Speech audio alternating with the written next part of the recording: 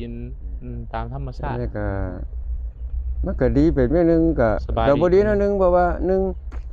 เฮาเฮ็ดบ่ได้ซื้ออยากกินก็มันก็บ่มีเงินเก็บว่ายังไงมันก็คนเฮานี่สิเป็นห่วงแต่อย่างเดียวสุขภาพเฒ่ามาแล้วเพราะว่าสุขภาพนั่นติขี้พยาธิมันสิเบียดเบียนเฮาจักสิเป็นแนวไหนก็บ่ฮู้เพราะว่านึงอยู่ผู้เดียวนี่บ่คือมีครอบครัวเด้มันก็สิลำบากกว่ามีครอบครัวมันก็ห่วยมื้อใดมื้อหดก็เซา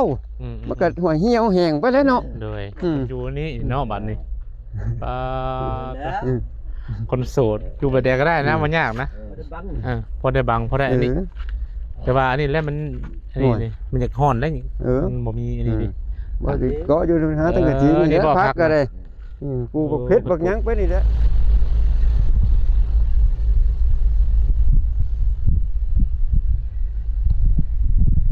พี่น้องเนาะเปิดคลิปขึ้นมากับพี่เละนะท่านผู้ชมแวะเวียนเข้ามาทางหมู่บ้านกมักกะทันอีกคือเก่าเด้อพี่น้องเอ้ยโดยเปิดคลิปมาเมื่อนี้ก็อยู่กับน้องบัวนะท่านผู้ชมเนาะพี่ปิ่นทางพุ่นกามิเตรถพี่น้อยรถคนเวียดเขาจะมาเศร้าเป็นจังไดเนาะพี่น้องเนาะยังจำได้อยู่บ่หมู่บ้านกมักกะทันบอนเก่าบอนเดิมนี่แหละวันนี้ก็เลยแวะเข้ามาหาทางอันนี้ก่อนพี่น้อยพอดีแม่เพิ่นให้บอเท่เข้ามาแต่ดนๆเลยพี่น้อยเนาะหลายเดือนเติบเลยแหละพี่น้อยเพิ่นว่าไปอัปเดตนั่นหมู่บ้านก็มักกะทันแน่ว่าซั่นว่ายังมีไผแน่เพิ่นว่าเนาะพี่น้องเนาะกะบอเท่ก็บ่ได้มาพี่น้องช่วงนั้นกะเป็นยามช่วงยากเวียกแน่ก็เลยบ่ได้เข้ามาวันนี้ก็เลยสิเข้ามาอัปเดตให้เบิ่งแหละพี่น้องเอ้ยว่ายังลงเรือไปอยู่แน่ที่ว่ายังอยู่ในหมู่บ้านก็มักกะทันเนาะโดยคนที่ยังลงเรือกับมีแต่นี่แหละพี่น้องเอ้ยลุงจ่าท่องรอกว่าเก่าเนาะมาบัดนี้เนาะสบายดีเด้อโดยมาติดไม้เนี่ยขออนุญาตติดไม้เจ้าบริเห็นแล้วแต่โดนพี่น้องเอ้ยเป็นยังไงข้อมือนี่เฮ็ดทานนี่แหละเฮ็ดทานโดยก็ได้อยากได้กินยังมีไผแน่อยู่ในนี่นะยังมีลุงเสียงแล้วก็คนใหญ่มาใหม่ครอบครัวไม่เท่ากับแล่มไม่เท่าพันนะบ่บ่นี่นะก็ไม่เท่าอันบิจังวะชื่อแล้วนะก็ลืมซะจะจันบ่ไม่เท่าอย่างนะชื่อจันบ่คือหยังนี่ล่ะลุงเสียงแล้วก็ไปอยู่เวียงพุ่นละก็มีแต่ว่าลุงเวียงนี่ลุงเวียงว่าลุงเสียงนั่นเราบ่ได้อยู่แล้วเนาะเราไปแล้วก็คือออกจากบ่อนี่แล้วพี่น้อยถ้าก็เว้าจริงๆก็มีแต่ข่อยผู้เดียวนะอยู่นี่มีแต่เจ้าผู้เดียวลุงวังได้ซะลุงวังแล้วก็มีเฮือนมีซ่านอยู่ที่พุ่นนำเนาะแล้วก็มีแต่ว่ามาเลี้ยงแบะซื่อนะแล้วเราก็มานอนอยู่ละบ้านตูบนี่ก็คือนอนก็นอนอยู่ก็มีหมอสุกมานอนหมู่กันมาเลี้ยงแบะเลี้ยงไก่อยู่นี่โดยคนอยู่ในรักแปดเนี่ยรวมไม่ได้นี่ล่ะโดยแต่ว่าแท้ๆจริงก็มีแต่ข่อยผู้เดียวแล้วอยู่นี่มีแต่เจ้าผู้เดียวเนาะยังโตข้างอยู่นี่ก็คันโซนนะพุ่นก็ไม่เท่ากับแลมนั่นแล้วก็เขาผู้เดียวอยู่หั่นศาลาหั่นก็ละมาเฮ็ดทานแล้วนั่นก็เนาะศาลาเพิ่นก็โอ้ยเพิ่นอยู่เพิ่นซิมเด้เพิ่นก็ได้เงินได้ซ่านอยู่พุ่นแต่ว่าละมาเฮ็ดเวียกนี่ซื่ออยู่พี่บ่ได้ได้ทานเพิ่นอยากได้กินซื้อแม่นแต่ข่อยผู้เดียวแล้วอยู่นี่บ่ง่ายโลดตรงโลดผู้เดียวกับอันผู้นั้นเนาะผู้นั้นไม่ใช่พุ่นน่ะผู้นั้นหมู่จะบ่ก็อยู่รักแปดนี่ล่ะเพิ่นก็แปดแต่ว่าบ่มีลูกมีเมียกันแล้วก็ได้กินมีอยู่เนาะห่างยากันไปเลยก็คือกันนั่นล่ะครับข่อยจังซี่ล่ะห่างยากันไปก็มาอยู่จังซี่ก็ซ้ำบ่มีเพื่อนมีซ่านกันนั่นก็ได้แบบอยู่ไปวันๆซะอยู่ไปวันโดยก็จะเฮ็ดจังได๋ล่ะเพิ่นก็เข้าไปถ่ายอัปเดตให้เบิ่งแน่เพิ่นว่าหมู่บ้านมักกะทันว่ายังลงเรือไปก็ยังลงเรือลุงจาแล้วพี่น้อยเนาะเรือตอนนี้ก็เรือผู้เดียวนะเพราะว่ากับหมู่ก็จักสิว่าจังได๋ล่ะเห็นหยังรอบแล้วก็บ่เห็นออกมาเอิ้นมาเว้านำก็ได้ร่วมกันก็ได้ว่าจังได๋มีแต่คนโสดอยู่นำกัน2คนบัดนี้ลุงวังก็คือว่าแหละเวียกแล้วก็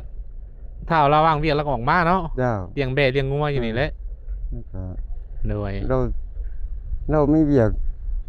ส่งน้ำมันนะขับรถส่งน้ำมันเป็นคนขับรถส่งน้ำมันเจ้าก็จังได๋เนาะเอ้าไปย่างไปว่าสิปิดเตาดิเด้นี่ฮะเฮ็ดเตาใหม่ล่ะบ่มัน เป็นในได้สักคือใหญ่แล้วมาพี่ตะกี้คือว่าอยู่พุ่น ก็มันใกล้น้ำเนี่ยจะปลูกผักปลูกหญ้ากินน่ะนะ ไก่น้ มันก็ ำ พอได้มันก็หนึ่งก็งัวแบ่มันเข้ายากเพราะว่ามันหกแล้วนี่มันก็มีทางหอม ใหญ่มานี่แต่โดนแล้วบ่ ๆห่วยได้เป็นเดือน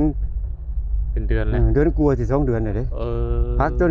จะเก็บกินเลยนะปลูกผักก่อนเป็นปลูกพริกปลูก ปลูกผักปลูกไปเชียงไว้ติ ปลูกพวกคนแนวนั่นแหละแต่ว่ามันบ่จะเกิน มันแดงเนาะมันบ่เกินหน้าฝน บัดนี้เนี่ยใหญ่มาอยู่พี่บ้านคันหนองซะพี่ โดย มันแบบอะไรแน่บ่มันส่วนตัวแน่บ่ มันใกล้น้ำแล้วก็มันสมบูรณ์อยู่กับน้ำพร้อมแล้วก็ ตัวนี้ก็ฟังนี่ก็น้ำฟังนั่นก็น้ำติ แล้วก็หนึงคนก็บ่ค่อยเที่ยวปานใด เฮาก็หนึงมันก็ระมัดระวัง มันระวัง ชีวิตนำคือกัน คนมันจะแปลกหน้ากูเหมือนบ่คือกันเนาะ แม่น มันบ่ฮู้แต่หน้าบ่ฮู้ใจเขานี่ล่ะ โดย มันก็มันเถื่อแบบนอนเมาเหล้ามาเถื่อเพราะบีบคอตายเฮ็ดจังได๋อยู่ผู้เดียว แค่นั้นแต่มาลีอยู่จังซี่น้ำปูน้ำปลาเลย เป็นจังได๋อันคืออันโรคเจ้าน่ะไข้นั่นล่ะบ่เป็นเบาหวานเป็นหยังนะ ก็ไข้แน่อยู่ ไข้นั่นแล้ว อืม กินยาบอกมื้อนี่แหละ เฮ็ดยาสมุนไพรเจ้าของให้กิน เอามาต้มกินอยู่ในหม้อน่ะก็ย่างอยู่นั่นเต็มอยู่นั่นมื้อนึงนั่น แต่ก็ดีขึ้นแล้วเนาะ ก็ไข้อยู่บ่มันบ่ขึ้นบ่หวาน เบิ่งเจ้าก็ แต่ว่า คือสิ ตั้งทรงก็บ่ขึ้นก็ โอ้ สังเกตก็สิตุ้ยที่หยังขึ้นแน่แบบว่าเฮ็ดทานให้หยังได้นะแบกไม้นี่ก้นเตาก็ก้นได้เพราะว่ามันแข็งแรงเนาะ แม่น แต่กี้โอ้จอย ไข้ เนาะ กว่าแต่ก่อนอยู่เฮามาช่วงนั้นเนาะ เหลือง เจ้าบ้าเนาะ เพราะว่า โซเมน มันเบาหวานขึ้นมันกินข้าวบ่ได้หนึ่งมันขึ้นตาก็บ่เห็นหุงไปหาหยังกินก็ยาก มัวหูมัวตา ตัวนี้มันอันตรายได้เบาหวาน มันบ่คืออัน พิษในแม่นเต่าน่ะจะสิพิษบ่ มันยังอยู่เดี๋ยว บ่ มันกวนมันบนเบิด ควัน ครับ ควันบ่ทันเบิดติ มันส่วนที่ยาวนะ สบายดีเหลือ2นมนี่ได้เนาะ จ้า มาใช่กินนี่ มาแต่หลัดแบะ บัดเบะลุงหวังน่ะบ่ นั่นแหละ ยั ยันมันออกทาง แล้วขายเนี่ยแล้วบ่เบะแล้วนะ โอ้ยมันเสียมันมาครบ เสีย ยังบ่ได้ขายจักเทื่อ โอ้ ลายแล้วบ่เบะแล้วนะ ครับลายเติบ ห่อแล้วบ่10 มึงนี่แหละ แต่ยังบ่ได้ขายเนาะ แล้วเลยหากับเช้าปากโพกนี่นะ บ่ ปากมันเปื่อยก็มันกินบอนเวียดนี่ กิน เป็น ของ หลัดแล้วมันกินนั่นของมันขี้เหอะนะ ขยะอันเศษอาหารอีหยังว่าซั่นซะโดย2นุ่ม2มุมช่วงผมนี่ก็ช่วงเดียวกันเนาะ มาอยู่ห่มนี่มันตากแดด พากันข้าวกินน้ำกันยังคุมื้อนี่ โอ้ โอ้ ย ยหาบักหอยหา หาหอย ปลาหาหยังไปกินนั่นล่ะ ก็พอได้อยู่ล่ะว่า โดยไปเนื่องเขียดไปซั่นล่ะก็งุ้มไปซั่นล่ะเนื่องเขียดก็มันบ่เห็นหุงทั้งเทื่อเดี๋ยวมันก็ไปตามอายุเนาะสายตาก็ได้ แม่น มันก็บ่เห็นปานใดแล้ว ใครอยู่ยังมีหม่องหาอยู่หากินเนาะ แม่น หาปูหาปลาไปใช่แล้ว นึ่งไก่น้ำไก่หนอง โดย มันดีแนวหนึงอยู่ได้ เ แน่อยากน่ากินแบบว่าเป็นกบเป็นเขียดมันก็ลงมานี้ แม่น ปูปลาก็พอได้กิน โดย มันหอกบ่มีอุปกรณ์ใส่คือหมอง มันใส่จันก็บ่ถือแล้วมันบ่ยามปลาไข่ จะเอายังจะอันตึกแต่ละเทื่อ ฮะ เอายังตึกเอาล่ะเบ็ดบ่ ใส่เบ็ด ใส่เบ็ดมันก็บ่ค่อยถือดอก เสียเบ็ดไว้ติ เก็บเบ็ดจังเทื่อก็จันก็เอาเหยื่อมาใส่เอาหัวปวกหัวหยังกระดูกงัวกระดูกหยังยัดก็ได้หันจังเทื่อก็พอได้กินถืออยู่ พอได้แบบนั้นเนาะ อันหลักๆก็คือบักหอย บักหอยหอยขมหอยจูบนี่ล่ะ หอยยังก็หอยปังบ่จะเอาขึ้นมานะ หอยปัง เด้อก้อยไว้ซั่นเลยติ เพื่อได้กินอยู่ก่อยใส่หมูแดงไป แซ่บบ่หอยปังนะ โอ้ยว่าถ้า หอยปังกับหอยเชอรี่ได้แซ่บ หอยปังแล้วเนาะ หอยปังบ่ หอยปังมันก็พลอยกว่ากันหอยเฉลี่ยมันหยาบ มันกูมือนี่เว้าง่ายๆมันอายุหลายแล้วแขวบ่ดีแล้วมันกินหยังก็ลำบาก กินยังลำบากเขียวห่วงแล้วบ่ โอ้ยมีแต่อันเบิดเหงื่อเบิดแห้งเบิดห้วยแขวก็ล้นไปนั่นมันจังซี่แหละคนเฮาว่า นับมือเลยเนาะ นับมือเลย ว้าวบ่มีจักลิ่มเพิ่นแล้ว คนเฮาอายุจะสิยืนทำไรได้ใหม่ไก่ฟังไป50ขึ้นแล้วมีแต่อยู่เอา แม่น บางคนก็บ่ฮอด50ได้ไปก่อนเขาว่า โดย ใกล้พังเลยนะใกล้พังนั่นใกล้ โอเวอร์ ให้ฟังให้หัวเลยจะปีได้เจ้าน่ะ โอ้ยก็หาปลายอยู่ 50เท่าไหร่ ขี่พญาโลค่า เก่า 59เกือบ60เนาะเจ้าได้แท้ลุงจ๋า 57ก็สิ58นี่แหละ รุ่นลายกัน มันก็เฮ็ดจังได๋ล่ะมันไปตามอายุนั่นแหละ เราเนี่ยก็มาอยู่นี่เป็นปีแล้วจะอยู่นี่เนาะ ปีปลายแล้ว ปีปลายแล้ว ปีปลาย แป๊บเดียว เรื่อยๆขวบ ปี แล้ว ปลายอืม ปีปลาย บ่ได้มือหาลูกหาเมียบ่ มันห่างกันแหละเขา มันห่างกัน นั่นแหละ เออ เขา10ปลายปีหรือว่าซะ สิปลายปี ลูกเต้าจะได้สะบ่ได้มาบ่ โอ้ ยินว่าเพิ่นมาหามา บอกเขาก็ มีครอบครัว มีครอบครัวเขาก็บ่อยากเบิ่งน่ะ ว่ายน้ำนั้นดึงเขาก็มันก็ตัดขาดกับแม่เขาเลยไปมันจ้ะอันนั้นลูกห้องว่าพ่อก็จะถูกนะแล้วแต่สิชีวิต โดยแต่ลูกสิเห็นนะเนาะ แล้วแต่ลูกสิคิดเห็น เออ แต่ลูกคิดว่าโอ้พ่ออยู่หั่นอยู่นี่ก็ มาหา มาหาก็ห้องลูก เนี่ยจะบุญวาสนาเจ้าของตัวนี้ถ้าลูกว่าจะมาซอยบ่เรือย่ามเฒ่าย่ามแก่ก็ได้ ลูก วา ชา ส ย นามันแข่งกันบ่ได้เด้ อ่า บุญวาสนา แกงเอื้อแกงได้แกงวาสนาแกงบ่ โอ้ย ได้ ถ้าแข่งเหือยังบ่ถูกเขาอยู่ เออ นี่เขาเรื่องแพ้กันพายยังบ่พายมันเบิดแห้ง อยู่ไปแบบนี้แหละเนาะ โอ้ย อยู่ให้กินตามธรรมชาติ นี่ก็มันก็ดีเป็นอย่างหนึงก็ สบายดี ก็บ่ดีแนวหนึงเพราะว่าหนึ่งเฮาเฮ็ดบ่ได้ซื้ออยากสิกินก็มันก็บ่มีเงินเก็บไว้ยังไง เออ มันก็คนเฮานี่สิเป็นห่วงแต่อย่างเดียวสุขภาพ อืม เฒ่ามาแล้วเพราะว่าสุขภาพนั่นติขี้พยาธิมันสิเบียดเบียนเฮา อืมตามอายุเอาแหละ จักสิเป็นแนวไหนก็บ่ฮู้เพราะว่าหนึ่งอยู่ผู้เดียวนี่บ่คือมีครอบครัวเด้ มันก็สิลำบากกว่ามีครอบครัว โดย เพราะว่ามันพ่อเฒ่าก็อยู่นี่เคยก็อยู่นี่ ไม่เฒ่าก็อยู่นี่โดดนะว่ายังไงโดดของผู้เดียวเนาะ มันก็เฮ็ดจังได๋แหละลูกเต้าเขาก็มีการมีงานเขาก็บ่ได้มาดูแลแล้วก็ว่าบ่เป็นแล้วก็แต่วาสนาคือเว้านั่นแหละ บุญกรรมวาสนา ธรรมศาสนา เฮ็ดไว้ก็ได้แต่ว่าเอ้าแล้วแต่ว่าก็ เสียงดวงเลย เฮ็ดจังได๋เนี่ยจะมันเบิดเป็นอะไรก็เบิดเป็นนั่นแหละ โดย เพราะแต่ว่า เขา ให้ อยู่ดีมีแห้ง อยู่ดีมีแรงแล้วก็ทำความดีในสังคมในหมู่บ้านเมืองเขานี่แหละ เขาว่าเฮ็ดจังก็เฮ็ดไป โดย เพราะว่ามันอยู่ในบ้านในเมืองเด้พอมันก็เฮ็ดแล้วก็เฮ็ดไปจังซั่นแหละก็พาไปไหนก็ไปบ้านเมืองเขามาสั่งการไปก็ไปซอยกันไปนี่แหละ แม่นก็คายอยู่ดอกไม้มืดเผาถ่านเผาหยังคายบ่ได้คายเพิ่นก็บ่ได้ห่วงบ่ห้ามหรอกว่า เพิ่นก็บอกอยู่ให้เผาอยู่ โอ้พระเจ้าเพิ่นก็อนุญาตอยู่ติ เพิ่นก็ห้ามแต่ไม่ดูกับจกดินเพิ่นไปขายเพิ่นห้ามอยู่เพิ่นว่าบ่ให้เฮ็ดแนวนั้นแต่ว่า เพิ่นก็บ่ได้ให้บ่เอามาอยู่นี่ บ่ ใช่ตะกี้คือว่าเขาไล่เขาหยังจ้ะเจ้าของที่ อันนั้นพูนเขาดูดอยู่พุ่นตะกี้ปลูกอยู่พุ่นเนาะ บ่อันช่วงนั้นนะช่วงเขามาปลูกตู่ปลูกหยังนี่คือว่ามีรถเก๋งรถหยังมาบอกให้ไป ผมว่านี่แหละ อันนี้บ่ได้บอกดิ เพิ่นก็บ่ได้ว่าให้ไปเพิ่นว่าถ้าสิดินหม่องนี้สิมีแนวเฮ็ดมีเวียกเฮ็ดนั่นเพิ่นก็สิบอกล่วงหน้าอยู่ว่าสิให้ยุบย้ายไปอยู่หม่องใหม่อีกดินเพิ่นก็หลายอยู่เคียงๆนั่นเพิ่นก็ดีอยู่มีผู้มาเฝ้าให้เพิ่นก็ดีใจคือกัน เนาะ เพิ่นก็เอาเบอร์โทรให้อยู่เพิ่นก็ฮักแพงอยู่เป็นจังได๋มันก็เพิ่นก็เบิ่งคนทุกข์คนยากคือกันน่ะนะคนบ่มีที่พึ่งอาศัยหม่องไปก็ได้บ่มีดินมีดอนก็ได้ก็ยกมือทุดศอกคือกันน่ะกับบุญคุณของเพิ่นก็ได้เพิ่นให้อยู่ว่าง่ายๆซะก็สิจังได๋ก็เพิ่นก็ว่าอยากได้เผาทานก็เผาทานโลดมันก็ท่านบ่อยากก็ไปเผาทานแล้วว่าแต่บ่ดากหมากมันท่านเผาทานแล้วว่าแล้วก็ ได้บุญหลายได้ให้คนอยู่คนแบบไร่บ้านใน บุญหลายเนี่ยตื้อดินให้คนอยู่แต่ว่าผู้มาอยู่ก็เฮ็ดจังได๋แหละมันก็ทิ่มกันบ่ได้น่ะลาวคือกันเสือสัตว์แห้งจะมินสาวคุยกันเสือสัตว์ลาวก็ฮักแพงกันไว้เพิ่นว่าจักสิว่าจังได๋ก็จักเฮ็ดจังได๋ล่ะเอ้าเพิ่นก็คือว่าบุญเพิ่นหลายเพิ่นมีศีลมีธรรมหลายเพิ่นก็มีดินหลายให้คนทุกข์คนยากได้อยู่เพิ่นก็บ่ได้ว่าให้ไล่พันนี้ดอกเพิ่นก็ให้เฝ้าดินให้เพิ่นคือกันโดยมีหยังก็แจ้งการเพิ่นน่ะนะเป็นมักว่าก็แรงก็ได้แล้วก็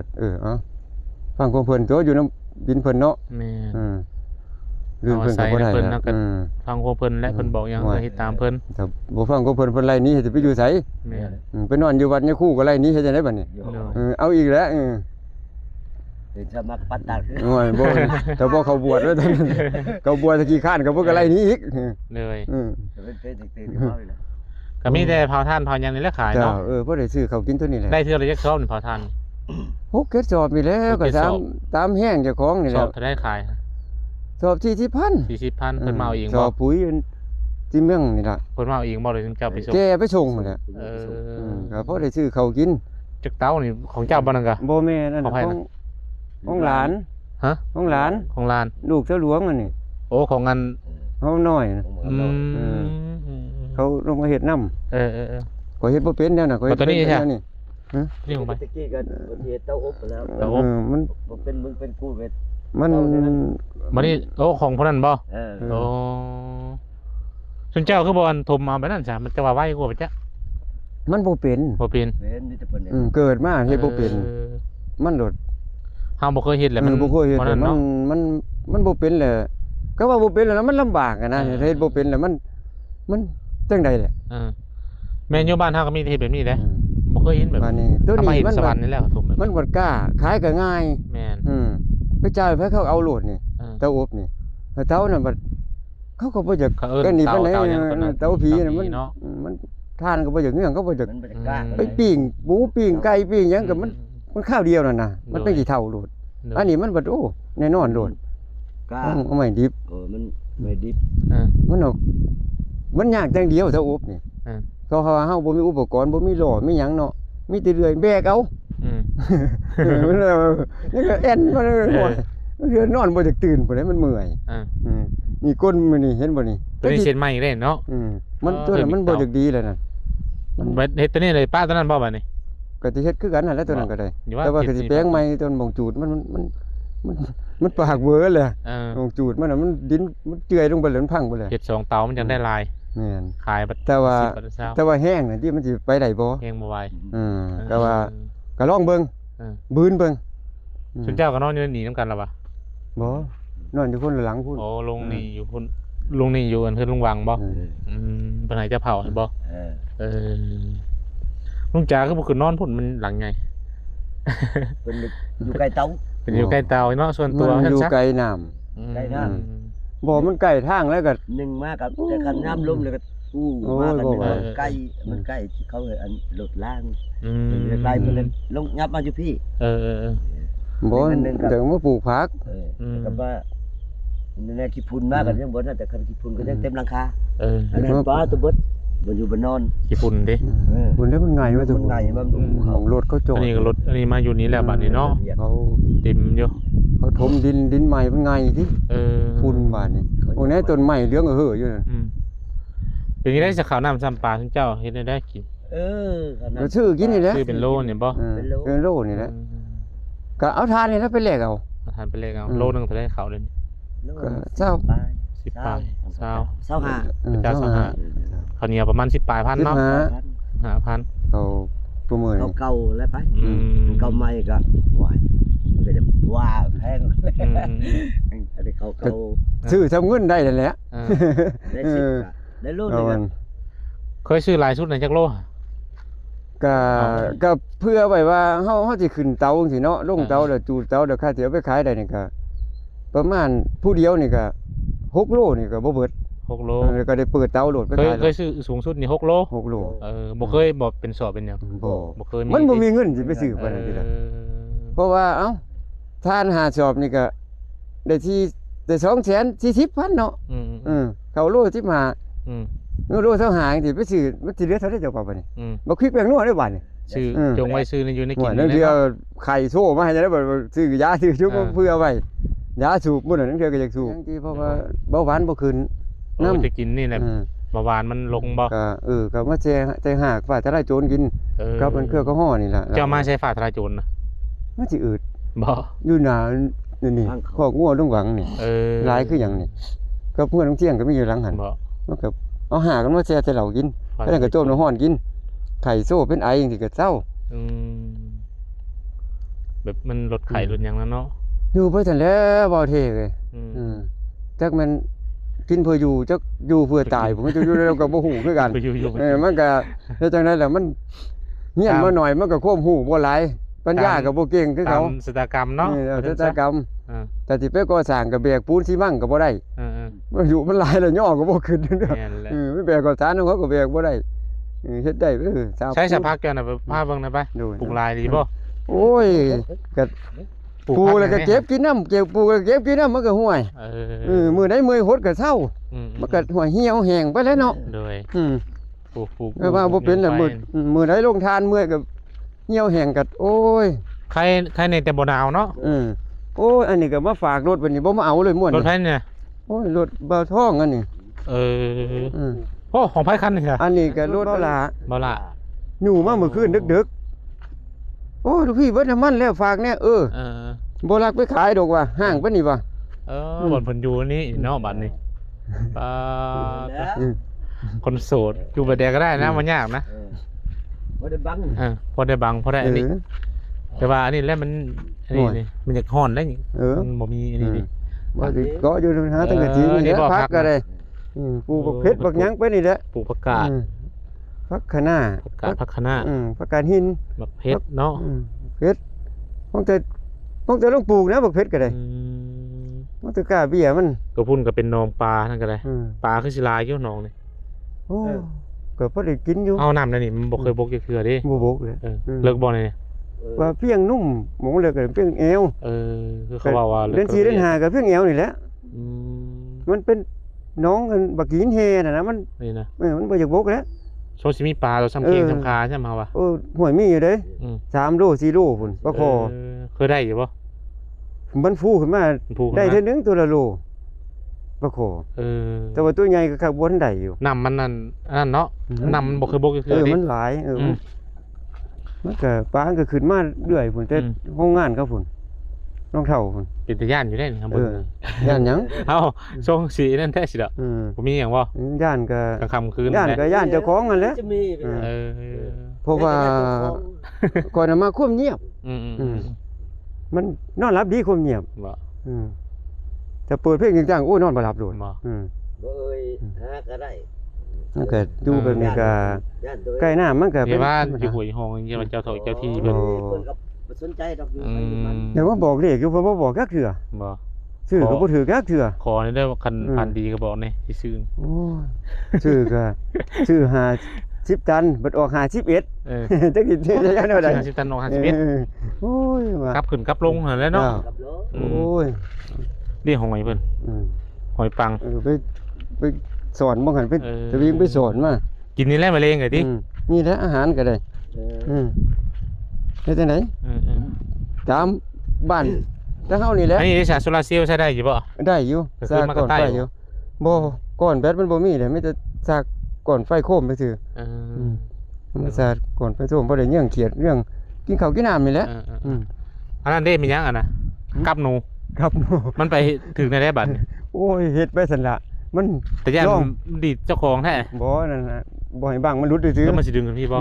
พี่มันมาออกทั้งพี่บ้านหนูนะมันบ่เข้าหันไปว่าจริงวันที่เขาไปการเสียกันทับคอนั่นก็บ่เข้าออกแล้วบ่นี่นะมันอยู่ในหันแล้วหนูก็ได้เขาบ่คุดจ้ะโอ้โพนบักใหญ่ดิบักจกออกแสงพุ่นแล้วนี่เมื่อก่อนงามนี่จะไปสิไปไหนเนาะพูดฮู้ลุมก็มีพูดเอามักซรี่ที่มาใส่มันบ่มีมักซรี่ที่บ่ได้ไปตลาดมาใส่มักซรี่ได้บัดบักหอยนะมันถือมันกินบักหอยบักปูเนาะกับปูไปซั่นมันมากปลาหัวปลาหัวบัวนี่เป็นคนกินเห็นบ่มันหากินเรื่อยๆนี่กลางคืนมาแสดงว่าลายหนูปืนผายิ่งมันอยู่ในปืนใหม่นี่ลายยิ่งบ่ได้กลัวกินนี่ว่าแสดงว่าหนูลายลิน้อยเบิ่งเด้อมันรักมันก็เหลือแต่ข่อยผู้เดียวนี่แหละอยู่นี่ก็ได้ยังเหลือแต่ลุงจาว่าสิเข้ามาแต่ถึงนั่นแหละก็บ่ได้มีโอกาสหน่อยมันเรียกลายนะเดี๋ยวมันก็บ่ว่าเพิ่นว่าไปถ่ายเบิ่งแน่เพิ่นว่ามีภายในอยู่โคกหมากทันยังข้างลงเรือเดียวนี่เพิ่นว่าก็คือสิมีแต่ลุงจาแล้วว่าอันเขาลุงเสียงกับกลับบ้านเนาะเพิ่นอิสระแล้วแม่เพิ่นอยู่เวียงเด้เราพ้นแล้วว่าซั่นซะพ้นทุกข์เลยเนาะเดี๋ยวไปผู้หลายเดือนนี่ได้บ่ได้มาโอ้แต่ปีกายนี่ผมเห็นนะบ่แม่นปีกายไปซื้อนี่พุ่นแล้วพุ่นแล้ว2ปีปลายเลย2ปีโอ้ยแต่บ่ถ้าฮอดหน้าฝนอีกนี่ฮอดควบโลดบ่เพิ่นไปก่อนช่วงฝนตกอยู่2ปี2ปีเนาะหน้าฝนสิมา2ปีเอาพวกนึงก็เป็นใหญ่มันก็แล้วก็แลมมันแหละนี่โดยชุมเจ้ากินข้าวกินน้ำกินน้ำกันหรอวะ เวลากินไผกินมัน เอ้า คนละครอบคนละนี่ มัน บ่ อยู่คนละตูบเด้ เจ้าเนี่ยกับเราเนี่ยได้ คนละตูบ เออ เขาก็หนึ่งกิน มันอยู่คนละตูบ ซื้อไผซื้อมันใช่ป่ะ แม่น เอ้าคือบ่อยู่นํกัน โอ้ยบ่เป็นผัวเมียเนาะผู้ชายกับผู้ชาย หมู่คู่กันก็อยู่กันที่นั้นเนาะ กับ แต่มาอันพวกนี้ให้กินเอิ้นกันมากิน ข่อยก็ย้ายนั้นก็มาอยู่เรื่อยอยู่ทางนี้ กันแบ่งกันนะ เออ แล้วเตียจันนี่ ช่วงนั้นเนี่ยอยู่นํกันช่วงนั้นเนาะ ใกล้กันกินน้ำกันมาปลูกก็แดกกันแบ่งปันกันเกลือเกียกันทั้งนัวกันได้นี่ได้กัน ก็จำตัวกันมัน แบ่งกันติ แบ่งกันอันนี้คือกันเที่ยว มันบ่มีแนวกินเด้อ ตัวนี้ พอมัน มีเฮ้ยมีบ่เผ็ดแบ่งให้กันมีบ่เกลือแบ่งให้กันเป็นนัวแบ่งให้กัน โดย แต่บ่มีทั้งคนบ่มี โอ้สู้ไปนี่นะบ่ได้เฮ็ดจังได๋ โดย คนเฮา คือกันแบ่งปันกัน ปูหาปลากินไปน่ะไผ เอาจะให้เงินเป็นกำลังใจบ่ลายปานใดแหละอันนี้ลุงอันจ้าอันนี้ ขอบ ไอ้ ใจ ลุง หลา อั ย นนี้ โอ้ย จะลุงยังบ่จักซื้อเหล้านี่ซื้อหยังลุง สุก ลุงสุกเนาะเออ ขอบใจหลาย โดย อยู่มันคนยืนเด้อบ่เท่อ่ะ โดย จังได๋ ไว้ซื้ออยู่ซื้อกินนั่นแห ไป ละ ซื้อเพชรแปลกนัวกินนี่แหละ ซื้อยาสูบยาเจ้านั่นแหละ อยากมันเทื่อไข่โซ่มันก็ซื้อยาให้แล้วมากินเฮ็ดจังได๋คนเฮา อ่ะโอเคจ้ะวันนี้จบคลิปแล้ววันนี้เด้อ ขอบใจเด้อจ้าถูกสบายดีโดย คนนู้นเกิน โดยนะพี่น้องกะแวะเวียนเข้ามาเยี่ยมยามเพิ่นนี่แหละ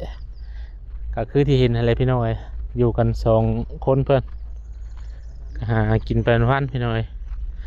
จังไดก็ฝากเป็นกำลังใจให้เด้อพี่น้องเอ้ยเนาะกดไลค์กดแชร์ให้บ่าวเท่ให้พี่น้องเพื่อเป็นกำลังใจให้บ่าวเท่คลิปต่อไปสำหรับคลิปนี้ก็บ่าวเท่ก็สิจบคลิปก่อนพี่น้องเอ้ยขอกล่าวคำว่าสบายดี